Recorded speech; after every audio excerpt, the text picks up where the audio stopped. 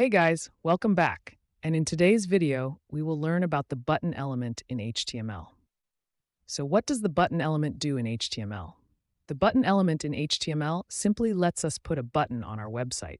We can click the button and set what it does after clicking. We all know what buttons are. We click and then something happens. To write a button element, first write the open and close tag with the button keyword. Then, write the text you want on your button in between the open and the close tags, and make sure to end with the closing button tag. That's it.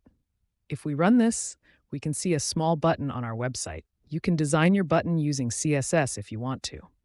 But if we click our button, we will soon realize that nothing happens after each click. It is because we haven't set a course of action for it.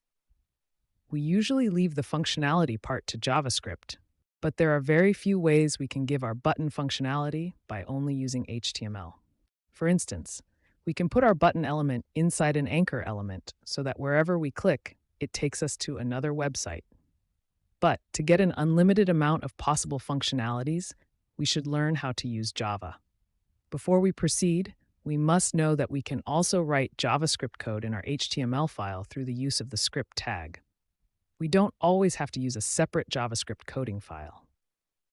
Now with that in mind, we can talk about the onClick attribute for a button element. In HTML, every button has an onClick attribute that runs a JavaScript function whenever the button is clicked. Back to JavaScript. A function in JavaScript is like stepping in a mine. Once you call a function from the onClick attribute, a number of tasks are done. In this case, we will just use console log to display our text on our console. Here is a live demo. I have my button here, but I must open my console to see the message after clicking the button. Just right-click, then click on Inspect, and click on the Console tab on the top. Now, if we click our button, we can see our message on the console. That's it for today's video. Like and subscribe to help us out. And as always, thanks for watching.